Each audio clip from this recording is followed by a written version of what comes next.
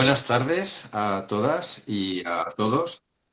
En noviembre del año pasado iniciamos en Convives una nueva actividad que hemos llamado Diálogos Convives, invitando a personas que nos parecen relevantes y que tienen algo que aportar en el mundo educativo y especialmente en el de la convivencia escolar positiva. En aquella ocasión estuvimos con Nérida Zaitiegui y ahora estamos encantados de tener entre nosotros un segundo diálogo a Vicent Rullán, para hablarnos de prácticas restaurativas. Probablemente a Vicent ya le conozcáis muchos, pero voy a comentaros brevemente que él es licenciado en Psicología y máster en Resolución de Conflictos y Mediación, y que en el 2010, hace ya 16 años, centró su trabajo de fin de máster en la justicia y las prácticas restaurativas, marcando el inicio de la especialización en este enfoque que ahora tiene. Como técnico de convivencia en la Consejería de Educación de Baleares, ha liderado iniciativas para mejorar los planes de convivencia, prevenir y gestionar el acoso escolar, fomentar la mediación y las prácticas restaurativas en los centros educativos. Como formador ha impartido muchos talleres y cursos en la mayoría de comunidades de España. Probablemente muchos de vosotros y de vosotras hayáis participado en alguno de ellos, promoviendo siempre un enfoque transformador en los entornos educativos. Es miembro fundador de la Asociación de Justicia y Práctica Restaurativa y forma parte del grupo de investigación Prácticas Restaurativas en la Universidad de las Islas Baleares. Además, y lo más importante, Vicent es amigo y socio de Convives, y esta tarde vamos a tener el diálogo con él, nuestro segundo diálogo Convives, como decía al principio. Aprovechando, con la excusa, de que en el Ministerio de Educación acaban de publicar una guía suya sobre prácticas restaurativas, con el aclaratorio subtítulo de Para una convivencia basada en el respeto, la participación y el cuidado de las relaciones. Ya veríais en el correo en el que os enviamos la información que tenéis el enlace a la guía, con lo cual espero que hayáis tenido ocasión de bajárosla, de mirarla, etcétera. Esta tarde, en un primer momento, Vicent va a hacer una introducción a las prácticas restaurativas del tiempo que considere oportuno y después estableceremos un diálogo a partir de las preguntas que ya habéis hecho en el formulario, algunas de vosotras, y otras que podéis ir escribiendo en el chat de este encuentro. Es verdad que somos muchas personas. Ahora mismo no sé cuántos habrán entrado ya, pero del formulario que pusimos, 102 personas dijeron que se iban a inscribir, o sea, que iban a participar, de las 140 casi que contestaron. Y por último, antes de dar la palabra a Vicent, os comento que esto se va a grabar, se está grabando, y que cuando podamos, en unos días, os enviaremos al mismo correo en el que habéis recibido el enlace, la grabación de la sesión para que la podáis tener, si queréis, y escucharla después. Así que sin más, Vicent, te doy la palabra, me silencio yo también, y te escuchamos. Bueno, pues muchísimas gracias por esta oportunidad de hablar de prácticas restaurativas, que es un tema que me encanta. Y bueno, primero me gustaría hablaros un poco de cómo llegué un poco a eso, pero muy brevemente. Estaba yo en ese momento en la consejería, como ha descrito Javier en algún momento, y estaba en planes de mediación, es decir, me encargaron promover planes de mediación en Baleares y entonces estaba trabajando en esto. Y lo hacía un poco con un punto de frustración, de pensar, está muy bien la mediación, pero no tenemos que hacer algo para fomentar la convivencia. O sea, no solo esperar a que haya conflictos y después tendremos nuestros mediadores, nuestras mediadoras preparados. ¿Qué podemos hacer antes? Y entonces, pues un poco de esas cosas por casualidad, pues empecé a ver, participé en un curso de círculos restaurativos en este caso, o sea, de círculos para cuando ha habido conflictos. Uh, y lo que me gustó es que vi que esos círculos se podían hacer también cuando no había conflictos. O sea, que realmente que el enfoque restaurativo se centraba más que en como esperar a que haya un conflicto y a ver si lo resolvemos, a ver qué hacemos, pues más en fomentar el sentimiento de pertenencia, el sentimiento de comunidad, con la idea de que cuando en un grupo pues la gente tiene esa sensación de pertenencia, pues es mucho más difícil que haya conflictos. un caso que yo creo paradigmático es el caso del maltrato entre compañeros. O sea, cuando hay maltrato entre compañeros, tenemos típicamente pues los que maltratan directamente, otros que miran y que digamos animan, otros que lo ven pero les da igual, están ahí, wow, qué bien.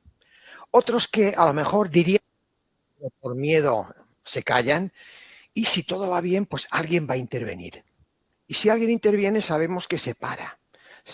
O sea, el maltrato, por ejemplo, que a veces se trata de forma muy reactiva, o sea, que esperamos a que sea terrible para hacer algo, pues desde el enfoque restaurativo lo que decimos es no, no, lo que tenemos que hacer es crear comunidad, que todo el mundo se sienta incluido y que todo el mundo piense, los miembros del grupo tengan la sensación de que si alguien sufre, yo tengo que hacer algo. Ah, ¿Cómo creamos ese sentimiento de comunidad? Pues uno de los esquemas que utilizamos, que está referido en la guía, pues es uno que diseñó, que lo conozcáis, es algo muy interesante, la escala de prevención, que nos habla de cómo en un grupo, pues la gente tiene que empezar a conocerse un poquito, se tiene que generar un ambiente de confianza, y él nos propone dinámicas para hacer eso. Se tiene que crear un ambiente de aprecio y nuevamente nos propone dinámicas, bueno, etcétera. Ahí tenemos un bloque que sería la escala de prevención, muy interesante, y otro bloque que serían los círculos de diálogo como una posible forma de hablar en grupo. En un círculo, bueno, un círculo es una cosa que parece súper complicada cuando no la has visto nunca, pero cuando lo ves, pues es, bueno, tenemos un objeto. Puede ser, a mí me gusta mucho una pelota de estas de malabares, pero hola Nelly, perdona que te salude individualmente. Uh, uh, una, una bola de esas de malabares, hay gente que tiene, mi compañero Jan Smith siempre se pasea con muñecos como más, no sé, más táctiles. Bueno, hay diferentes estilos, pero en un círculo, pues nos sentamos en círculo, hay una persona que formula una pregunta y vamos respondiendo por turnos, sin levantar manos, sin interrumpir, sencillamente pasando el objeto y con eso ya, eso ayuda a que todo el mundo se escuche y el alumnado, por ejemplo, y el profesorado, pero el alumnado en particular, cuando hacemos estos círculos, pues muchas veces se dan cuenta de que cosas que ellos piensan, también lo piensa el compañero. Entonces, esto ayuda a encontrar esos contactos. Estoy diciendo que en el enfoque restaurativo un aspecto básico es el aspecto de creación de comunidad y tenemos otro aspecto también muy importante que es el aspecto de gestión del conflicto. Obviamente, porque a veces, aunque hagamos las cosas perfectamente, va a haber conflictos, porque cada persona va a la escuela con su propia mente y en su propia mente todo tiene mucho sentido, pero cuando varias mentes se juntan, pues a veces saltan algunas chispas. Y entonces utilizamos preguntas restaurativas, les llamamos, y que tendrían una similitud con la mediación, con las preguntas de la mediación. Es decir, que nuestra idea es, cuando ha habido un conflicto, pues preguntar a las partes, probablemente primero por separado, pues sobre qué ha pasado, qué pensabas en ese momento, a quién afecta esto, qué puedes hacer, etcétera. Preguntas para, de algún modo, fomentar la reflexión con la idea de que si uno reflexiona sobre el conflicto es más fácil que después, cuando ocurran situaciones similares, pues reaccione mejor. Por tanto, está esa parte preventiva, está esa parte de gestión de conflicto. Bueno, y en la guía se explica todo eso de forma un poco somera, un poco por encima, pero bueno, con ciertos detalles. Y una cosa que yo veo curiosa, que me gustó especialmente de la guía, de hacerla, es que hay varias entrevistas a centros educativos para preguntar un poco cómo han hecho ellos el cambio. Centros educativos que llevan un tiempo utilizando el enfoque restaurativo y aprendí cosas como la importancia de que, bueno, la importancia no, la condición sin la cual no es posible, que es que el equipo directivo tiene que estar implicado. Si no, vamos a hacer pequeñas experiencias, pero no vamos a hacer un cambio de ningún modo. Y que hay que tener paciencia. O sea, que hay que pensar, bueno, estamos en 2026, ¿cómo nos gustaría que esté la escuela en 2030? Entonces, vamos así, no cómo hacemos para que estamos en marzo, para que el mes de junio todo esté perfecto, así como nosotros queremos. Eso no es realista y no va a funcionar. Bueno, he ido un poco de Herodes a Pilatos, he tocado un palo y otro, pero bueno, lo que quería era dar solo unas pinceladas destacando ese aspecto preventivo muy importante en el enfoque restaurativo, sobre todo la idea de crear comunidad, fomentar el sentimiento de pertenencia, la idea de la gestión del conflicto y algo que no he dicho es que en el enfoque restaurativo a veces escucho como, bueno, y entonces eso quiere decir que la mediación ya está pasada de moda. Y digo, bueno, no, el diálogo no ha pasado de moda, de ningún modo. Es muy interesante y desde luego ayuda a que haya una red de apoyos en el centro. El alumnado ayudante, esto ya es antiguo, ¿no? Es súper moderno, súper moderno. La educación social y emocional y eso, pues súper importante. O sea, la idea es incluir todo esto, todos estos componentes que tenemos, pero con esa idea de crear esa red de relaciones y cuando tengamos conflictos encontrar formas de tratarlos hablando en lugar de puramente aplicando sanciones o diciendo tú aquí, tú aquí. Y creo que me voy a callar un poco para que haya esa posibilidad de diálogo. Gracias por escuchar. Muchas gracias, Vicente. Mira, hay una cuestión que estás hablando mucho de que tú empezaste con el tema de la mediación, ¿vale? Y que luego ya, pues, descubriste las prácticas restaurativas. Y bien, de hecho hay muchos centros, al menos aquí en Madrid, me consta que en otros sitios también, que tienen equipos de mediación y convivencia desde hace 10 años y más, ¿vale?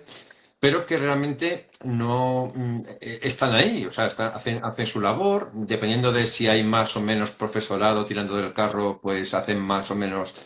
Pero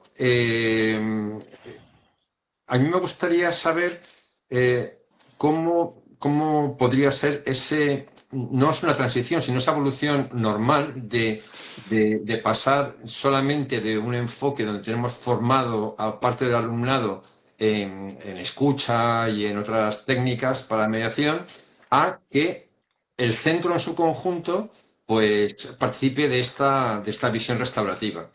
Es verdad que uno de los 3 centros que tienes al final de la guía mencionas que ha hecho ese paso, pero en realidad ha sido un paso muy rápido, porque por lo que leí, creo que al año siguiente o a los 2 años de haber iniciado formación en mediación ya se formaron en convivencia restaurativa. Pero hay muchos centros que llevan mucho tiempo anclados en eso y no sé yo si en ese caso es tan fácil. Bueno, yo creo que, a ver, por ser súper reduccionista, yo diría que podemos ver 2 tipos de centros que tienen mediación. Algunos que hacen mediaciones y otros que no, por ser súper reduccionista. O sea, porque hay muchos centros que tienen mediación pero no hacen mediaciones. Y entonces, claro, uno puede decir, este centro ya es tan bueno que ni tan solo tiene conflictos. Entonces, no, me permito dudarlo. Creo que lo que estamos diciendo es que hemos montado el equipo de mediación, pero el equipo directivo no se lo cree. Bueno, disculpad que apunte así con el dedo, pero no se lo cree. Y como no se lo cree, ellos siguen gestionando los conflictos. Ningún conflicto va a mediación. O sea, yo distinguiría, por tanto, el centro que tiene equipo de mediación y hace mediaciones, ¿cuántas? No lo sé, 30, 50, que hace mediaciones. O aquel que dice, no, este año hemos hecho 3. Entonces, si hemos hecho 3, yo creo tenemos que revisarlo, excepto que solo tengan 2 alumnos. Entonces, el equipo que está funcionando y que realmente el equipo directivo lo está derivando problemas ahí, los profesorados está derivando problemas ahí, etcétera, pues yo creo que está mucho más maduro para ver que, bueno, tiene que hacer cosas también con todo el grupo. Veamos, la escala de prevención, por ejemplo, pues nos habla de la importancia de que el alumnado se conozca, de que se genere un clima de confianza. Claro, puedes, por tanto, introducir dinámicas en tutoría, a lo mejor en otros momentos, para generar ese mejor ambiente en el grupo. Yo creo que sería uno de los puntos por donde yo empezaría. Por otro lado, pues puede haber, a veces en mediación, solo pensamos, no, solo es mediable cuando dos alumnos se han peleado. O sea, cuando dos alumnos han tenido un problema. Pero bueno, a lo mejor también podríamos tener una conversación con ese alumno que molesta en clase, en lugar de pensar, no, esto ya no es mediación, esto ya es, aplicamos la norma y adiós. Quiero decir, lo que yo me imagino es irlo extendiendo poco a poco, ir pensando, bueno, tenemos mediación y, por ejemplo, queremos ir trabajando más la cohesión de nuestros grupos y de algún modo ir valorando si esto está funcionando. Bien, sigamos este camino por un tiempo. A lo mejor durante un curso pues trabajamos más esto y paralelamente a lo mejor cuando hay pequeñas disrupciones y eso, empezamos a utilizar la conversación restaurativa, no solo las sanciones. Bueno, yo diría que a partir de eso uno va viendo más cosas que puede ir introduciendo. Los círculos, por supuesto, irlos introduciendo también. Y yo creo que al final el tema no es un centro, es 0 restaurativo, 100 restaurativo. No, va aumentando, va como introduciendo nuevos elementos. Por ahí lo veo. Hay algunas palabras pedidas. Veo a Nélida, creo que tiene la mano levantada. Si veis alguna más, lo vamos diciendo. ¿Os parece? Nélida. Micrófono, no lo tienes activado. Ay, pues entonces Javier, ve presentando otro, a ver si conseguimos quitarle, porque he mutado a toda la gente. A ver si sabemos ahora desmutarte. Espera, Nélida. Planteamos para no perder tiempo, Javier, la siguiente pregunta y Raquel, por favor, echa una mano a ver cómo le quitamos el mutado a Nélida.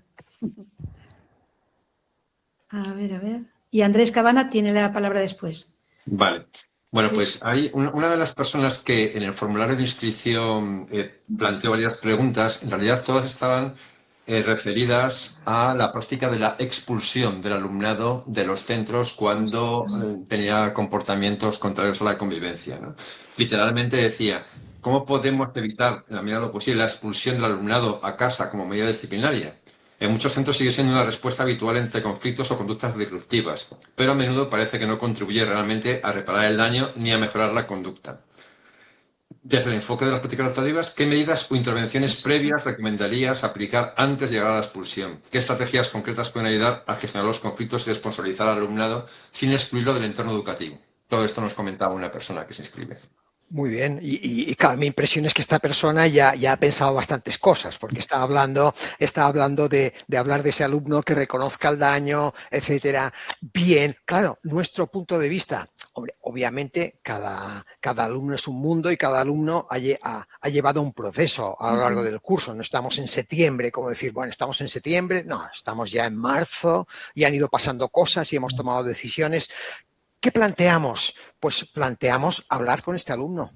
O sea, pondré un caso que no sé si lo cito en la guía, pero bueno, a mí me ilustra. Quiero decir que supongamos que yo entro en clase y veo un alumno que en ese momento está empujando a otro.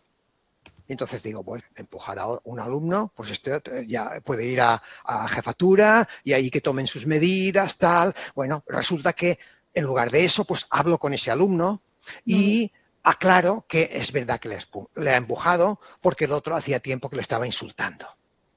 Bueno, entonces digo, entonces le ha empujado, es algo que va contra nuestras normas, etcétera. Él me dice que el otro tal, pues ¿por qué no hablamos también con el otro? ¿Por qué no vemos de juntarlos en una mediación o como le llamemos y de ese modo es posible que encontremos vías de solución que nos permitan pues evitar esa posible exclusión temporal de ese alumno. O sea, la idea es, bueno, cuando tú sencillamente le dices quítate de aquí durante un tiempo, pues no resuelves nada. Nuestra idea es utilizar la conversación restaurativa para hablar con este alumno y que ese alumno empiece a ver las cosas de una forma diferente. Cuando ahora me estoy imaginando ese alumno al que han echado de clase y que yo le veo fuera en el pasillo, paso allí, le pregunto, oye, ¿qué ha pasado? Y me dice, la tía esa. No sé si habéis conocido a ese alumno. La tía esa. Entonces, ¿qué ha pasado? Que me tiene manía. Entonces le vas preguntando y cuéntame, ¿qué ha pasado? Bueno, nada, que yo estaba tirando un papelito con mis amigos y todos tiramos. Ella entra y me dice, tú, fuera, me tiene manía. Ok, te tiene manía entonces. Y un poco, cuéntame eso que has hecho, ¿de qué forma ha afectado? ¿A quién ha afectado? Y él dirá, pues a mí. ¿De qué forma? Hombre, que me han sacado de clase. Ah, muy bien, te han sacado de clase. ¿Y a quién más ha afectado? De algún modo, nuestra idea es pasar de me tiene manía, o la tía esa ya está, a que yo estaba tirando papelitos, es verdad que mis amigos también, la profesora no ha podido empezar bien la clase, o sea, queremos generar ese tipo de reflexión que obviamente no va a ser automática, no va a ser, hablamos hoy y mañana el alumno viene y dice, ya he visto la luz, pero verá bastante más luz de esta forma si hablamos con él que si puramente le echamos y se va a su casa pensando, me tiene manía, le dice a su familia, es que la profesora me tiene manía, y el padre le dice, bueno, pues tú déjala, y ya está. Y vuelve al centro a ver a la misma profe que dice que él piensa que le tiene manía, entonces no avanzamos así. Por tanto, sí, yo diría que la idea es, en lo posible, bueno, primero crear ese sentido de comunidad, que el alumno pues también esté bien en la clase, pero después, en el momento en que haya situaciones, pues hablarlas, no puramente excluirlo y pensando que eso va a solucionarlo. Disculpa, Vicente, estamos intentando dar la palabra a gente que tiene mano levantada, pero no somos capaces los coanfitriones de quitarles, de dar Ya funciona, ¿eh? Tienes Ya funciona. Ya funciona. Vale, vale. Bien, vale. bien. Pues los demás, por favor, todo el mundo se mutea a sí mismo, ¿vale? Y quien vaya a hablar y le demos la palabra, se quita el micrófono, ¿vale? Pero apaguemos todos los demás el micrófono. Sí, porque active todos los micros para poder, ¿vale? Vale, gracias, chicas. Encantada de veros. Vicente, Carolina, Mónica, Javier, Coral, Rocío, la hermana de Coral, guapa. Cuánta gente conocida. Es que solo veo una parte de la pantalla, no sigo más. Bueno, que estoy encantada, qué bien.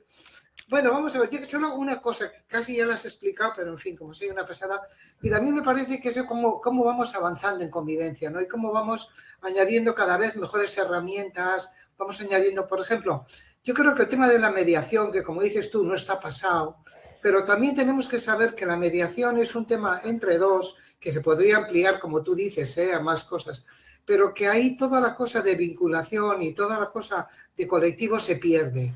Entonces, es un paso, es verdad, pero luego me parece que es un paso muy interesante el tema de los círculos, porque ahí sí generan vínculos y se genera conocimiento colectivo, sensación de pertenencia, escucha, conocimiento. Entonces, el segundo paso, que es muy interesante, ¿no? Otro avance. Y ahora, un tercer paso de avance, todavía mejor, vamos, pero no porque haya que excluir a los anteriores, pero es como otro grado, ¿no? Como pasar a otra, y es el tema de lo restaurativo, porque ahí sí se genera desarrollo moral, ahí sí se desarrolla responsabilidad de mis actos, ahí sí se desarrolla todo lo que tiene que ver con el entender junto con otras personas que estamos aprendiendo. Sobre todo para mí es muy importante quitar esa idea punitiva y meter la idea de que nos equivocamos porque estamos aprendiendo, pero lo importante es que aprendamos. Entonces, eso es lo que yo quería añadir, pero como casi se lo has explicado a Javier, pues me callo. Hoy un beso a todas, estoy encantada de veros. No, pero está muy bien, o sea, está muy bien, sí, no sé si queda condescendiente, está muy bien, porque obviamente si tú lo dices que está muy bien, pero yo lo veo muy bien lo que dices, o sea, esa idea, y yo creo que efectivamente, cuando un alumno, puede sonar un poco raro, pero aprendí esto de Belinda Hopkins, una de las expertas, que dice, claro, cuando un alumno falla una operación de aritmética, no se llama a su casa. Sí. Y decir, oye, mira, que este tío, tu hijo hoy ha hecho 3 sumas mal, ¿qué está pasando en casa? Sé que no es exactamente lo mismo, pero para mí tiene un punto de igual, de decir, ha hecho esto, pues hablémoslo, está aprendiendo, tiene 12 años, por favor, tiene 12 años. Sí, obviamente, cuando es si fuese nuestro hijo, no lo permitiríamos, pero como es el hijo del otro, pues bueno, eso, ahora me metí un poco la pata, pero me callo.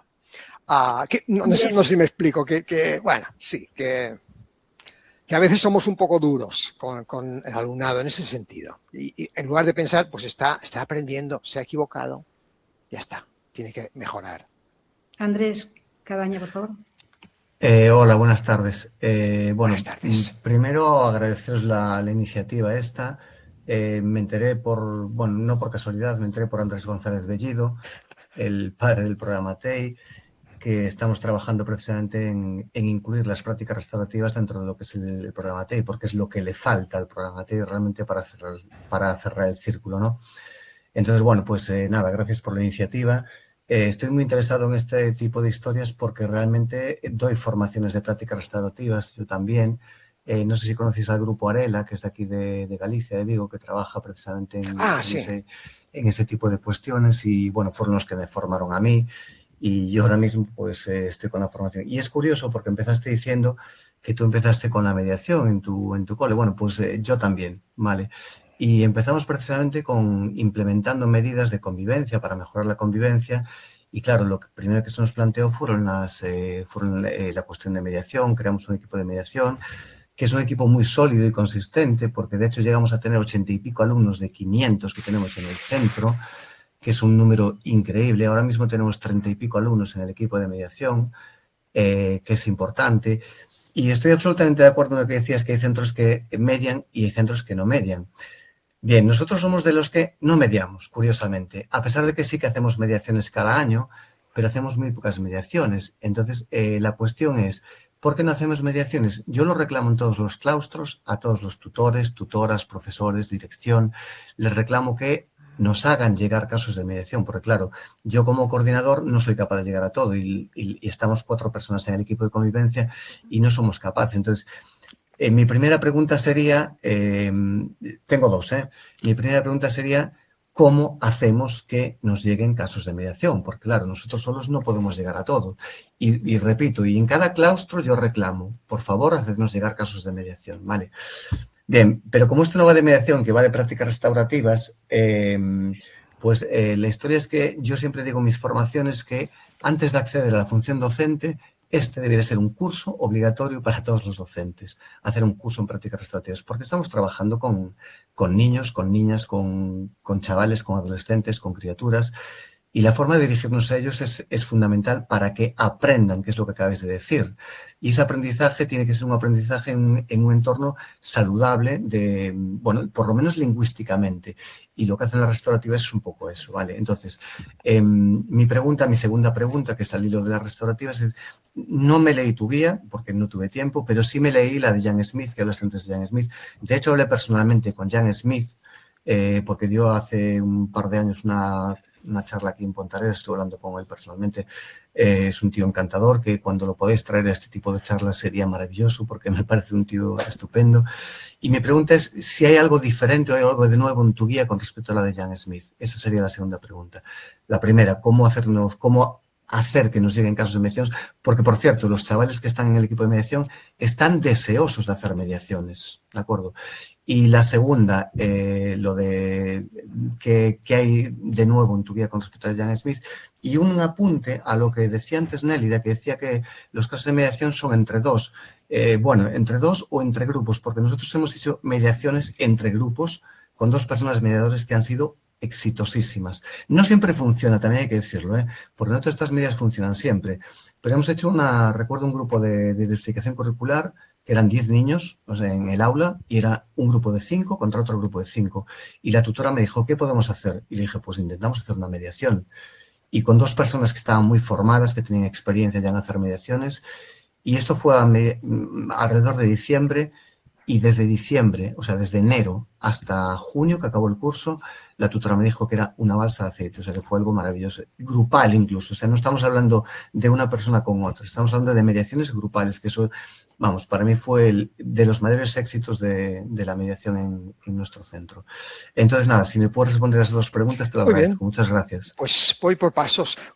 Yo creo que en el centro quien ve más conflictos es el equipo directivo. O sea, porque a mí me ha pasado cuando estaba en centro, pues me ha pasado encontrarme al director, que el director en mi centro era tipo reina madre, si me explico, o sea, ese tipo de director, y me encontraba al director y me dice, oye, que ayer en el patio, pues estos 2 alumnos estaban muy bien. Al día siguiente, oye, mira, ¿qué ha pasado? Tal. Y en una semana caen 3 mediaciones, no para mí, sino obviamente para el equipo de mediación. Y entonces, bueno, y luego pasa un mes y no hay nada. O sea, Él era el que me enviaba mediaciones, porque ya los jefes de estudios, pues ellos ya sabían cómo resolverlos. Si me explico, comillas, comillas, comillas. O sea tipo Sanedrín, a veces cada uno sentado en su mesa, entra el alumno allí de pie, o sea, bueno, como sea. O sea, ellos ven conflictos todo el día, si se quejan. Si se quejan, si dicen, no puedo, si todo el día están... Bueno, pues entonces algunos de estos conflictos son derivables. Si derivan uno a la semana, tienes 30 al año. O sea, creo que por ahí. Y claro, y luego ya la bola se pone a rodar. O sea, creo que cuantas más se hacen, más se hacen. De algún modo, porque ya entran en la cultura. Si no, es esa rareza. A veces hay gente que piensa, no, lo que tenemos que hacer es un buzón y que el alumno ponga, he tenido conflicto con este. Yo digo, wow, es como lo que hacemos los profesores, ¿no? Que cuando tenemos un conflicto, vamos a ver a orientación, a jefatura, decimos, he tenido un conflicto con mi compañera de departamento, por favor, ¿puedes hacer una mediación? Pues no, creo que lo que hacemos es ir a otro y decirle, mira la bruja, esto es lo que me ha hecho. Entonces, ¿cómo podemos pedir a los alumnos que ellos se ofrezcan? Entonces, no, yo creo que tiene que ser el equipo directivo, sobre todo, que es quien filtra los conflictos y quien decide cómo se resuelven. Más que el claustro, más que yo por ahí iría. Luego la guía, bueno, o sea, no hay tantas formas diferentes de entender las prácticas restaurativas. Jean, o sea, yo aprendí en mucha parte de Jean y Jean, él representa el enfoque del Instituto de Práctica Restaurativa que está en Pensilvania. Entonces, él representa ese enfoque claramente y su libro pues es el libro de ese enfoque. Luego está otro enfoque en Inglaterra, Belinda Hopkins, que es un poco diferente. O sea, no es extremadamente diferente, pero hay unos matices que ha crecido con ella la práctica restaurativa de un poco diferente, y yo creo que lo que es un poco novedoso de cómo lo hacemos en nuestra asociación es que damos mucha importancia a la creación de comunidad. O sea, yo creo que esto sería la señal, el signo más distintivo. O sea, utilizamos esa pirámide de la convivencia en la cual hablamos de una base, en la cual está todo el tema de creación de comunidad, está el alumnado ayudante, está el programa TEI, está todas esas cosas que ayudan a generar una red de convivencia. Y yo creo que en eso nuestro programa, no quiero decir que sea único, pero es lo más distintivo. No tanto la gestión del conflicto como la prevención del conflicto. Yo creo que ahí es donde puede haber un poco más de diferencia, pero no hay una super diferencia. No, ni mucha. Perdón, entonces, claro, es decir, para crear esa comunidad, o sea, yo lo que hago realmente en mis clases, cuando soy tutor, en mis tutorías, todo el rollo es trabajar mucho los círculos. Entiendo que esa creación de comunidad viene a través del trabajo de círculos, ¿no? En mucha parte puede haber.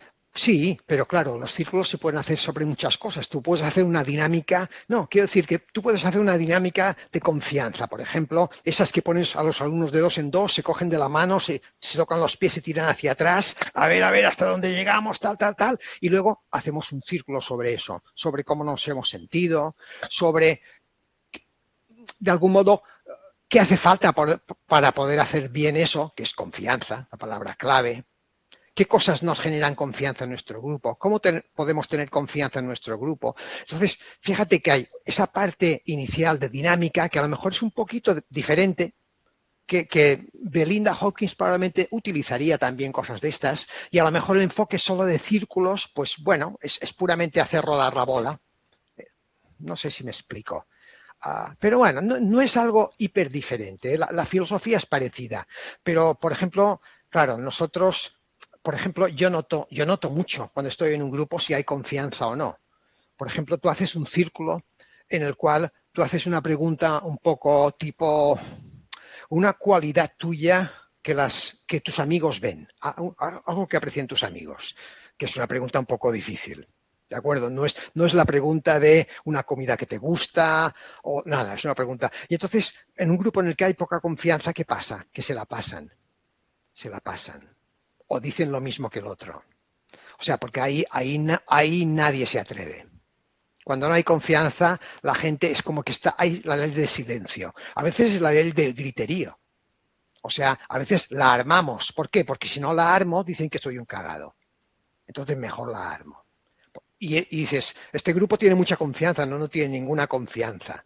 O sea, quiero decir, por ejemplo, eso yo creo que es un poco novedoso, que nosotros utilizamos ese tipo de vocabulario y para también ver un poco cómo funcionan los grupos. Pero bueno, estamos en la misma liga. O ya en otra superior, pero quiero decir que estamos en lo mismo. Gracias. No hay de qué. Raquel, habla tú, que tenías la mano antes levantada. Sí, nada, muchas gracias. Vicens, todo lo que estás comentando y retrotrayéndome a la formación primera que habíamos recibido en el Ministerio hace unos cuantos años. 2007-2008, pues se puede decir en voz alta. 2007-2008, fíjate. Hace un poquito. Y yo siempre me gustó mucho y me parecía súper mega importante lo de la creación de grupo que nos enseñó Paco Cascón en su día, cuando él hablaba de prevención, que yo siempre Claro. nos chocaba, ¿no? Cuando íbamos a los institutos y decíamos, es que hay que proveer, hay que poner las bases.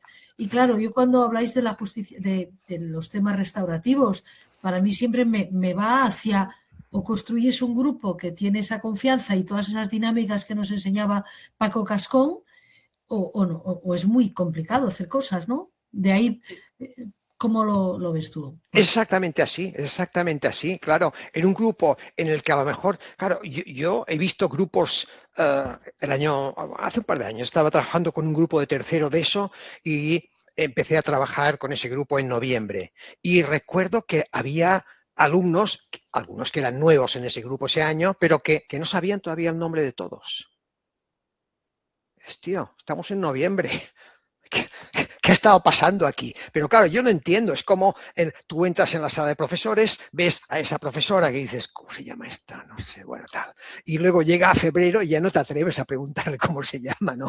Porque dices que, pero es que no les conoces. ¿Cómo puedes colaborar si no sabes su nombre? Y si no sabes, mira, este tiene 2 hermanos, mira, su padre está enfermo, no sé, empiezas a saber cosas, no quiero decir cosas súper profundas, pero empiezas a cosas. Y entonces encuentras puntos de contacto, es fácil hablar. Una cosa que pasa en un centro es que, o en muchas aulas, yo creo, es que hay sillas que tienen propiedad. Uno entra en ese grupo y el primer día, porque aquí como todos somos muy progres, dejamos que se sienten donde quieran. Y entonces, bueno, no lo sé si todos, ¿de acuerdo? Veo esa cara, pero no, lo digo progres con muchas comillas, te sienten donde quieran. Entonces yo entro y veo a Andrés, como he estado hablando con Andrés hace un rato, pues me siento a su lado. Y al día siguiente vuelvo a entrar y digo, hostia, está Andrés, me siento a su lado. Y luego viene Raquel ahí y se sienta en mi sitio y digo, tía, que es mi sitio. Entonces, ¿qué pasa? Que yo sé que con Andrés puedo hablar, pero hay 22 compañeros más con los que, a lo mejor no 22, pero 20, 15, con los que tengo muy poca relación. Entonces, si no, vamos como cambiándoles de sitio, formando grupos aleatorios. Es que me gusta más estar con este. Fantástico. Pero no es lo que vamos a hacer ahora porque estamos aprendiendo. No diría eso, naturalmente, es lo que pensaría. Venimos aquí a hacer cosas diferentes, no a hacer lo mismo. Claro, a veces hay grupos, me he encontrado una profesora que me dijo, no sé, no me están funcionando las dinámicas, he hecho muchísimas, pero el grupo no se cohesiona. Eso sí, cuando formo grupos siempre se juntan los mismos con los mismos. ¿Te parece que tengo que cambiarlo? Digo, hombre, que no hemos estado haciendo nada. Ha estado creando comunidad con sus amigos, o sea, con su grupito. No, lo que queremos es con todo el grupo.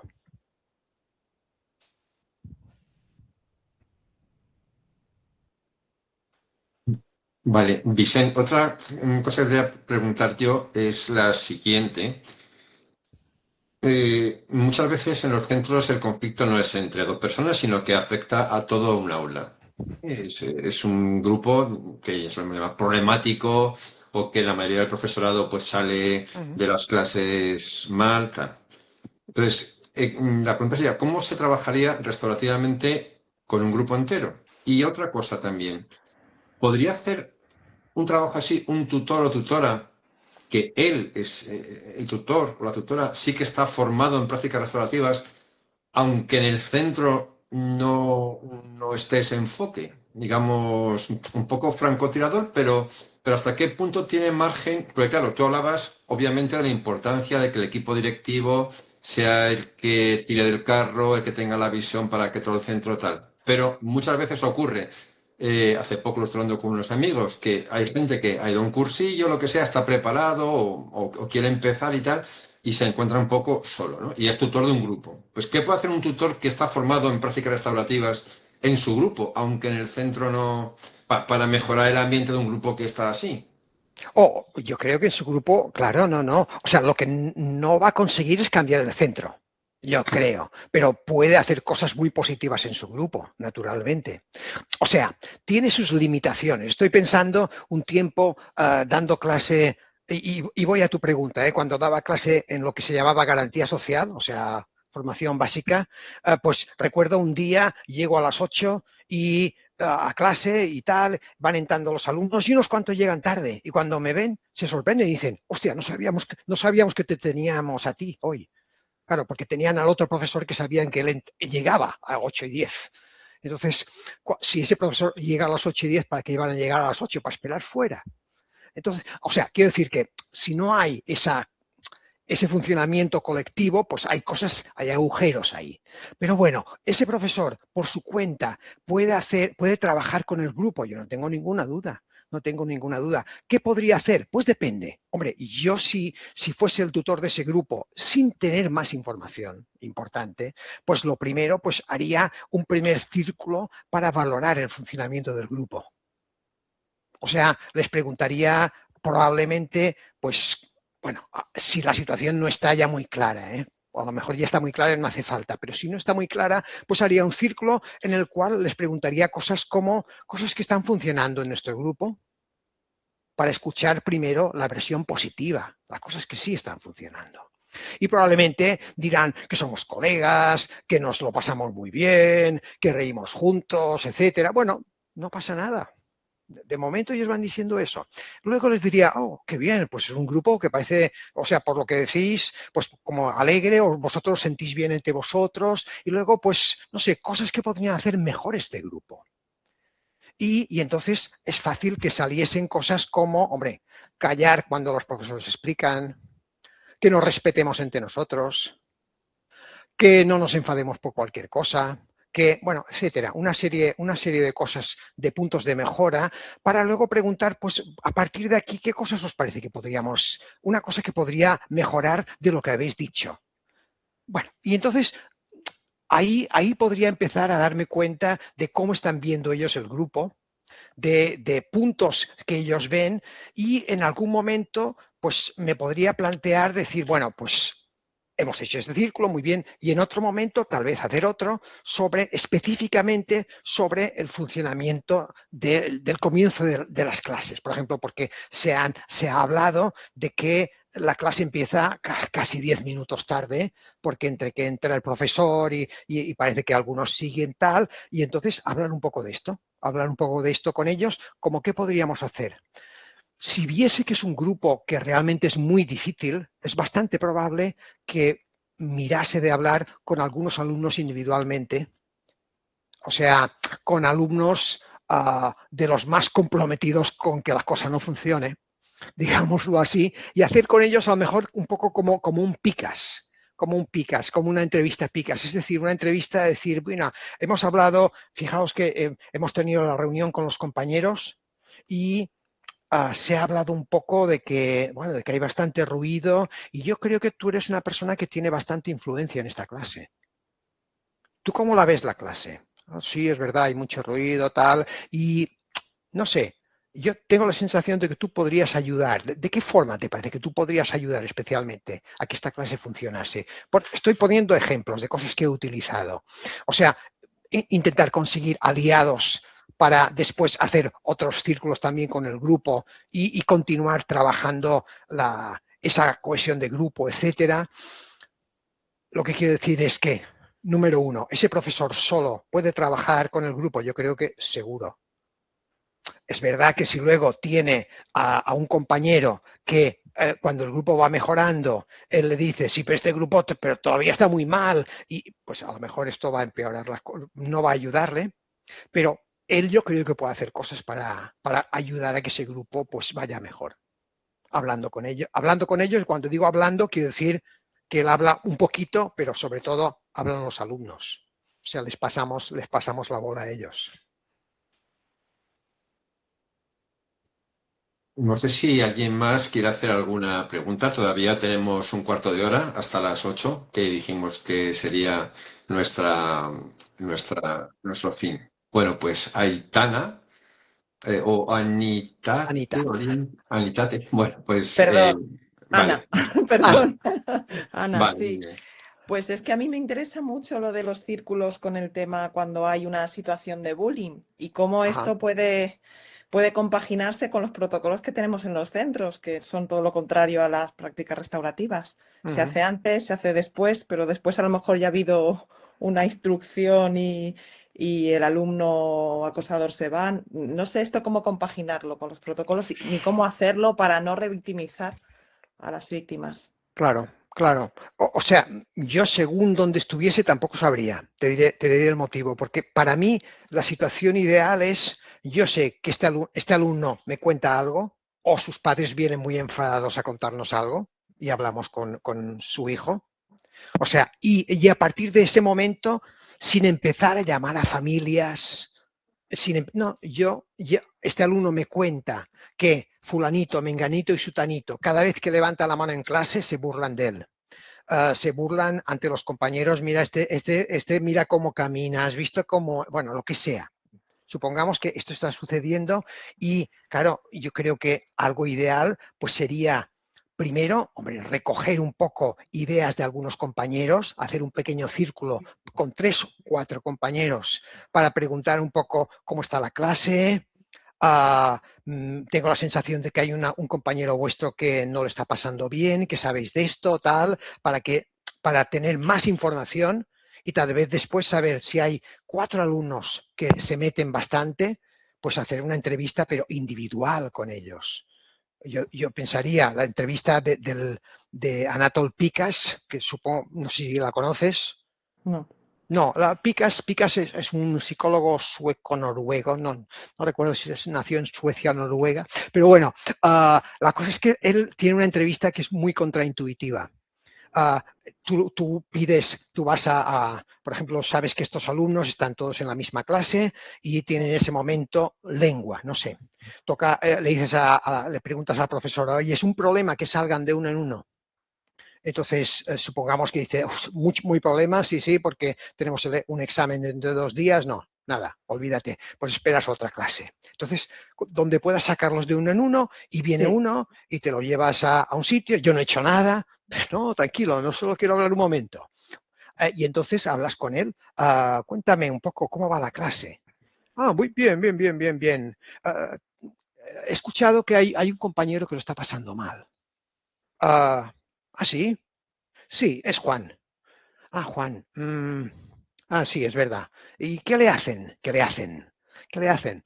Pues bueno, la verdad es que se burlan bastante. Hay unos cuantos que se burlan bastante. ¿Cómo te parece que se siente? Pues, hombre, mal, supongo.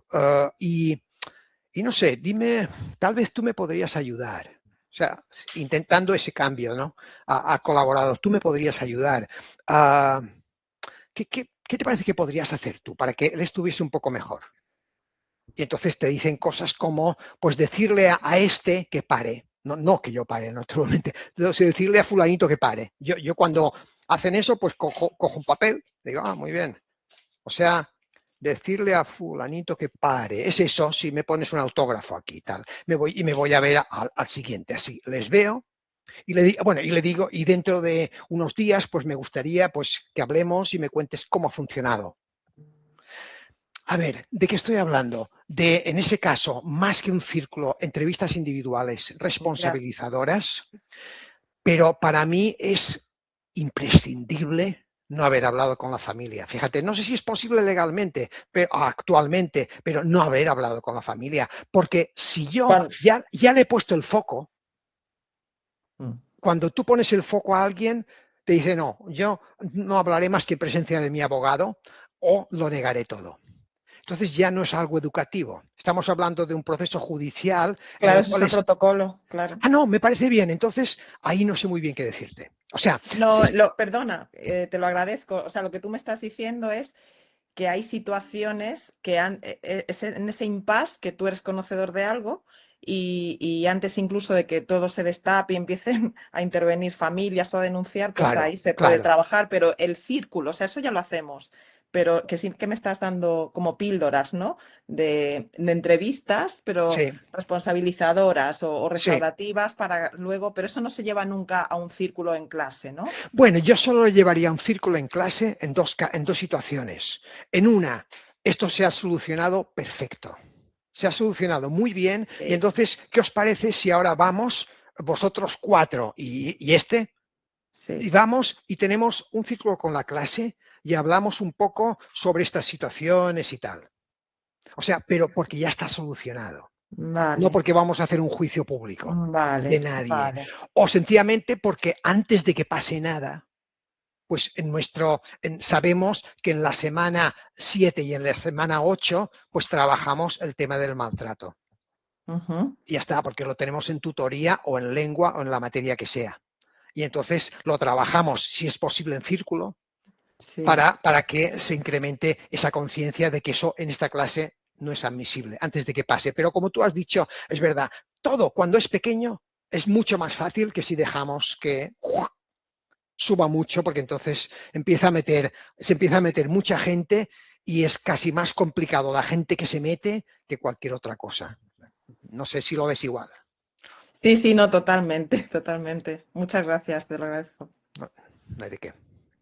Laura ha levantado la mano, creo. Hola, sí, perdón por la cámara que la tengo estropeada. Tengo 2 casos que me preocupan. Creo que en general, sin que haya casos súper extremos, lo que más nos encontramos son alumnos a los que se etiqueta de disruptores. Un caso concreto, alumno que tiene muchos problemas con 2, 3 profesores de un equipo docente de 10. Y siempre son con los mismos profesores. El resto de profesores dicen, es buen chico, molesta, tiene poco autocontrol, pero esa acumulación de sanciones en 2 profesores o 3 están llevando a ese alumno a una estigmatización, a considerar la expulsión en un centro que expulsa. ¿Qué hacer con ese caso que es tan común? Y el otro, no sé si prefieres, espero y te cuento el otro después. Bueno, cuéntame los dos y así te contesto el fácil. Y el otro es un poco más extremo. Es 2 personas que se juntan en un aula complicada con muchísimos problemas sociales y familiares. Su problema no es el instituto, claramente, pero dinamitan las clases sistemáticamente. Se ha hablado ya con ellos individualmente, se ha hecho círculo en el grupo, pero la expulsión ahí es mandarlos a una casa en donde no van a estar bien. Pero por otra parte están quitando el derecho a la educación de sus compañeros que miran desesperados. Los 2 míos. Muy bien. O sea, son 2 casos de armas tomar. O sea, por una parte tenemos a estos alumnos que, hombre, no son hermanitas de la caridad, pero bueno, tampoco son terribles, digámoslo así, y que 2 o 3 profesores, pero dicen no. A este no le paso una. Y el otro caso es eso, estos alumnos que realmente llevan un bagaje de fuera del centro descomunal que hace que sean muy difíciles de contener dentro del centro. O sea, al menos dentro del grupo que están ahora mismo. Perfecto. Bueno, resumen. ¿perdón? Perfecto resumen. Ok. Bueno, claro.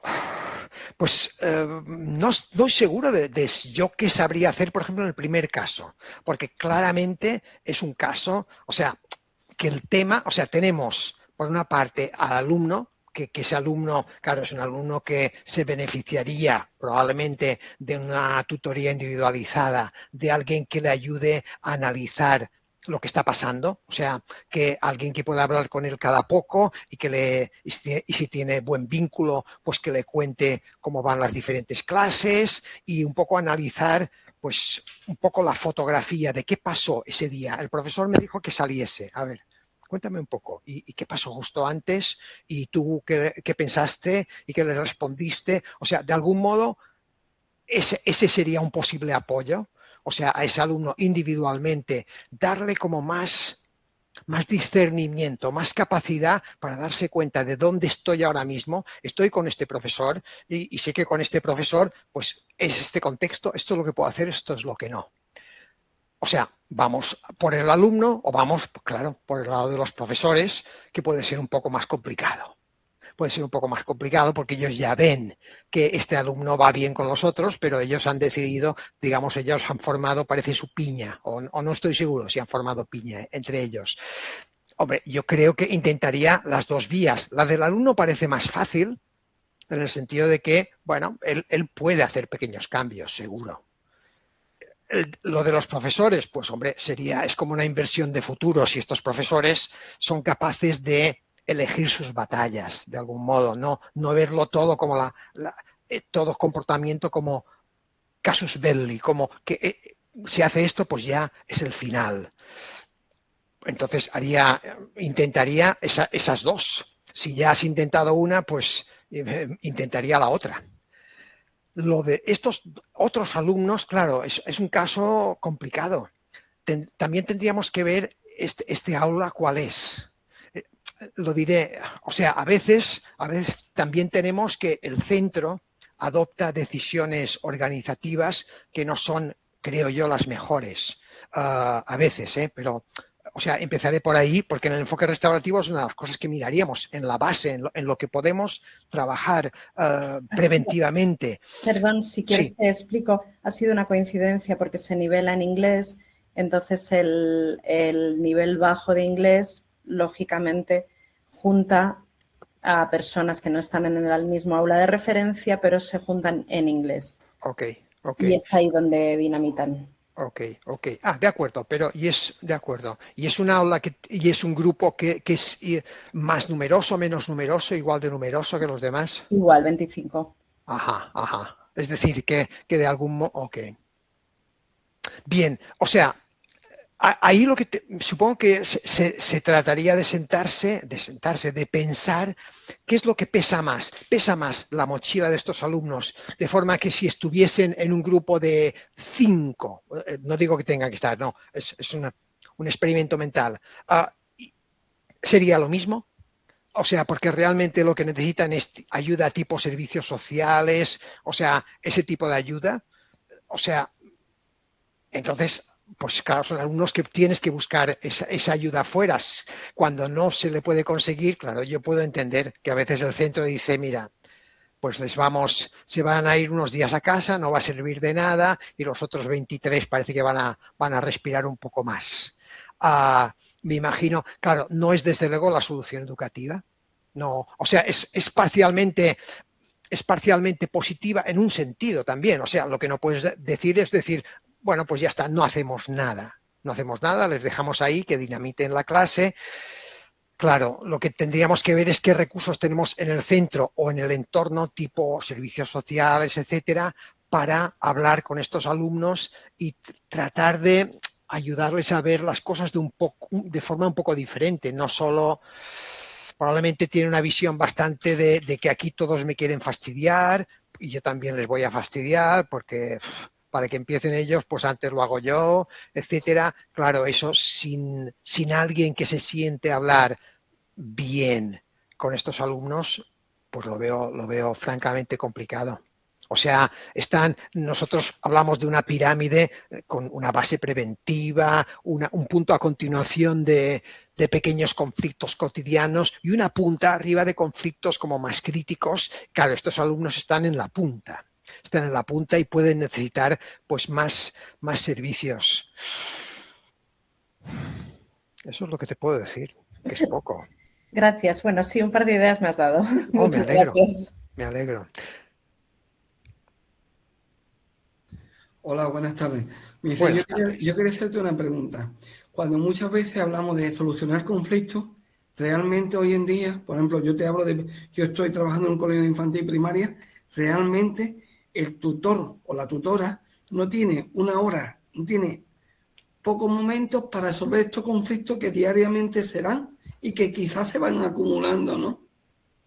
Porque no hay espacio en el horario hoy en día, ¿no? Ajá, Porque ajá. todo, a ver, todo es área, todos son asignaturas, todo es impartir contenido, o saberes básicos como hablamos ahora en la actual ley, pero realmente no hay un espacio dedicado a la tutoría Ajá. en el que el tutor o la tutora habla abiertamente con su grupo para solucionar conflictos, ¿no? Claro. Bueno, eso. Vicente, un momentito, por favor. Mirad, son las 8, hora prevista para terminar. Ahora contestamos a la pregunta de Juan Miguel, contestas y luego ya nos despedimos, ¿vale? Muy Muy bien. bien. Gracias. Bueno, a ver, sí, o sea, yo tengo entendido que, o sea, cuando escuchaba hace años la idea de que en primaria no hace falta tutoría porque la hacemos todo el día. No sé si has escuchado ese canto. Entonces, claro, a mí siempre me ha provocado mucha duda eso. Pero bueno, veamos. Cuando hablamos con la, o sea, una cosa son conflictos entre dos alumnos, bien, esto es una cosa, pero hablar, por ejemplo, en general de lo que es el conflicto, de cómo lo resolvemos, es algo que se puede hablar en las materias. Porque veo que son clases un poco académicas estas de primaria, supongo que saldrán alumnos muy brillantes de ahí. Perdón la ironía. Porque claro, trabajamos los contenidos de una forma que van a venir a Cádiz a buscarlos. Bueno, perdón, pues ya me paro de eso. Pero quiero decir, o sea, yo creo que en las materias, en lengua, por ejemplo, a veces podemos hablar. Podemos hablar de cómo resolvemos nuestras dificultades, podemos hablar de las cosas que estamos haciendo en el patio. Yo creo, de cómo a veces pues nos peleamos por el balón o cuando jugamos a fútbol jugamos duro y luego nos pegamos. O sea, yo creo que no sería, o sea, no hay esa hora puesta, pero yo creo que oportunidades hay montones. O sea, cualquier profesor que tiene bloques horarios, o sea, 2 horas seguidas, 3 horas seguidas, sabe que puede dedicar media hora a algo. Yo creo que es muy claro. Entonces dicen, no puedo, esos dos yo sé que siempre se están peleando, no quieren trabajar juntos y tal. Bueno, les pongo a trabajar y me voy con esos dos un momento, media hora, 20 minutos a un lado, o tengo un +1 que viene. O sea, yo creo que a lo mejor no en Cádiz, pero al menos en Baleares los profesores no dan clase las 22 horas. Yo cuando estuve en EGB daba clase, bueno, no, me liberaba una. Las demás estaba dando clase todo el tiempo. Pero creo, en Baleares al menos dan menos que eso. Entonces, eso te da la oportunidad de coger unos alumnos cuando están en inglés o cuando están en música. No sé, yo creo que ahí se trata también de ver si es tu tarea o no. Así lo veo yo, compañero. Muy bien, Vale, pues gracias. muchas gracias a todas las personas que habéis estado aquí en el diálogo, a Vicente especialmente. Ha sido bastante enriquecedor, creo yo. Y queremos ser respetuosos también con la hora de finalizar, igual que con la hora de empezar, porque si no, nos vamos abandonando la sala y al final nos quedamos 4 gatos y es mejor acabar con buen sabor de boca. Así que os citamos para el próximo diálogo de Convives, que no sabemos todavía cuándo será, pero no será muy tarde, para que nos volvamos a juntar y hablemos todos juntos. ¿Vale? Así que muchas gracias otra vez. Muchas gracias.